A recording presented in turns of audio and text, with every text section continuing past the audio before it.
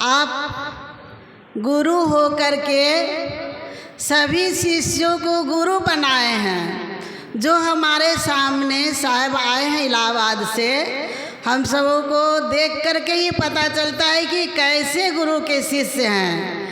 और वो शिष्य नहीं, खुद गुरु बन करके मंचासीन हैं। सदगुरु अभिलाष साहब से जिनकी भी आमने सामने हुई है, जिनका भी दर्शन प्रसन्न हुआ है, वो सही में यही कहेंगे कि सबसे ज़्यादा गुरुदेव हम ही को मानते थे। उनके लिए कोई दूसरा नहीं था। उनके सामने जो हो जाते थे उनके हो करके रह जाते थे। हम गुरुदेव जी से पहली बार मुझे दर्शन प्रसन्न नहीं हुआ था 2000 ईस्वी में, जो 99 ईस्वी में कुंभ का मेला लगा था, तो उसी में सिर्फ फ़ोन से हमसे बात हुई थी। और फ़ोन से बात होने के बाद पहले मुझे मन में था कि गुरुदेव जी का दर्शन बहुत सुनी थी और मन में लालसा थी कि कब देखूं गुरुदेव जी को। तो फ़ोन से ही मेरा गुरु जी की ही कृपा हुई कि मेरे घर में उनका फ़ोन आया और मैं ही उठाई। वो समय था 4 बजे सुबह का और मेरे साथ कुछ घटना घटी थी। मैं रो रही थी और उन्हीं की याद कर रही थी कि मैं कैसे जाऊं। संजोगवशात गुरुजी फ़ोन किए हमारे घर में, मैं ही उठाई उस समय। और गुरुदेव जी कहते हैं कि मेरी बेटी बोल रही हो। तो मैं उस समय नहीं जानती थी कि गुरुदेव को मैं क्या संबोधन करूं।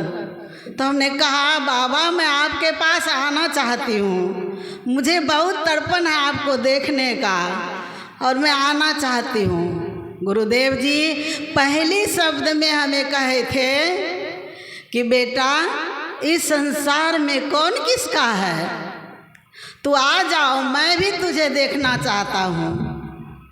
और जैसे फ़ोन पर गुरुदेव जी हमसे बोले तो लगा कि मेरे अंदर कितनी शक्ति जागृत हो गई। मैं कभी पहले अकेले कहीं नहीं गई थी और उस फ़ोन के माध्यम से गुरुदेव हमारे अंदर इतनी शक्ति भर गए कि मैं अकेली, उस समय सीमांचल फारबिसगंज से नहीं चलती थी, कटिहार से चलती थी।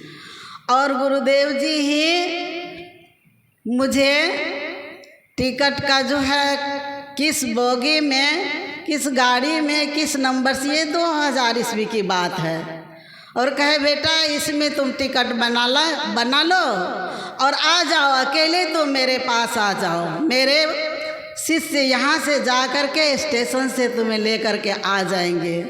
और हुआ ऐसा ही। मैं घर में किसी को नहीं बोली, टिकट बनाई और अकेले चली गई इलाहाबाद तक। और वहाँ गुरुदेव जी अपनी गाड़ी भेजे थे और 5 अपने शिष्य को भेजे थे मुझे लेने के लिए।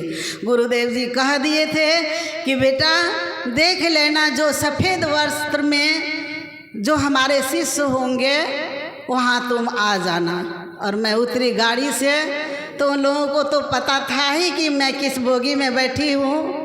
आ गए और हमको लेकर के गए थे। देखिए उनकी कृपा, मैं अपने मुख से कैसे शारदा शेष महेश भी गुरु की कृपा को नहीं बता सकते हैं।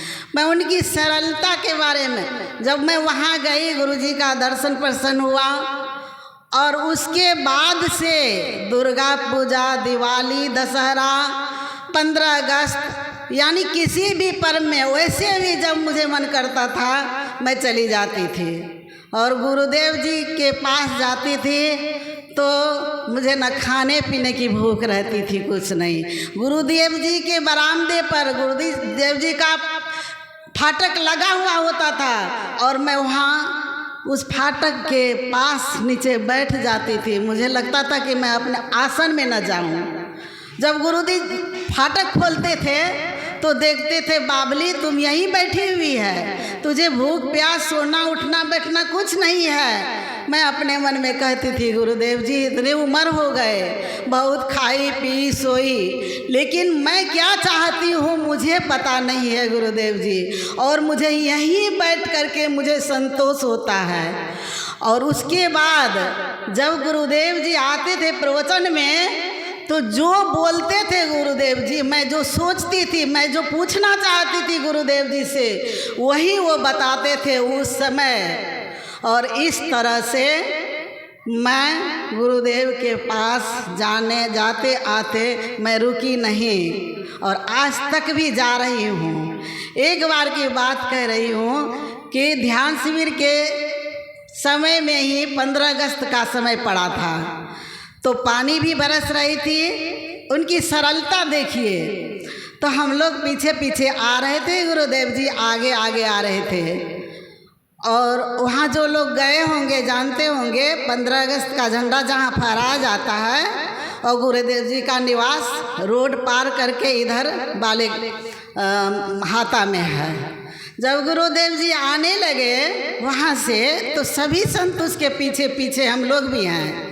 और जब रोड क्रॉस करने लगे गुरुदेव जी तो वहाँ गाय की गोबर पड़ी हुई थी। आपने किसी से भी नहीं कहा उस गोबर को उठाने के लिए, खुद अपना हाथ उठा लिया और गोबर से उस गोबर को उठा करके और बगल में रखने लग गए। जितने शिष्य थे उनको काटो तो खून नहीं था उनके शरीर में, और कोई जा कर के गुरुदेव जी से कैसे कहते कि आप छोड़ दीजिए, कहे भी हिम्मत करके। लेकिन गुरुदेव जी कहने की कृपा की उन बच्चों सभी अपने शिष्यों से, बेटा किसी का पैर लगता, कोई फिसल जाता, रास्ते में गोबर था उठा करके रख दिया, कोई बात नहीं है, मैं तो हाथ लगा लिया हूँ, आइंदे ऐसा कभी रोड पर देखो तो उठा करके बगल कर दो। ऐसी सरलता, इतने बड़े सद्गुरु, और हम लोगों को इतनी सीख मिली है। अगर उस सीख को अपने जीवन में उतारेंगे तो यही गुरुदेव जी के प्रति सच्ची श्रद्धांजलि होगी। आज उनके बारे में मैं क्या कहूँ, मैं तो जानिए कि उनका वहाँ जाकर उनके सामने होकर उनकी होकर रह गई। मुझे लगता है मैं भी यही कहती हूँ कि जितने लोग हुए होंगे सबसे ज़्यादा गुरुदेव जी हमें मानते थे, ऐसा लगता था। मैं क्या कहूँ, जब मैं जाती थी अब गुरुदेव जी अंदर रहते थे तो कहते थे राम फाटक खोल दो, मीना आ गई है, और फाटक बंद कर दो। जब तक मीना प्रश्न पूछती रहेगी किसी को अंदर नहीं आने देना। और लगता था कि मैं कितना अपने से पूछ लूं और कितना बटोर करके अपने आंचल में समेट लूं। गुरुदेव जी कभी उकताते नहीं थे। दिन भर व्यस्त रहने के बाद भी जब कोई मिलने जाते थे गुरुदेव जी से, वो लिखते पढ़ते रहते थे, 24 घंटा अपना काम में व्यस्त रहते थे। लेकिन कभी कोई नहीं देखा होगा कि गुरुदेव जी व्यस्त रहते हैं। आज हम लोग थोड़ा सा काम करते हैं तो अपनी व्यस्तता दिखा देते हैं, लेकिन इतने पहुँचे हुए गुरु जी जो आर पार थे कभी अपनी व्यस्तता नहीं दिखाते थे। कागज कलम रख देते थे, आओ बेटा क्या समाचार है, आओ बेटी क्या समाचार, ऐसे कहते थे। तो ऐसे सद्गुरु को मैं तन मन धन से कोटि कोटि नमन करती हूँ और उनके बताए हुए मार्ग पर चलने की कोशिश करती हूँ। अगर थोड़ा सा भी गुरुदेव का हमें आ जाए तो मैं समझूंगी कि उनके लिए हमारी यही सच्ची श्रद्धांजलि होगी।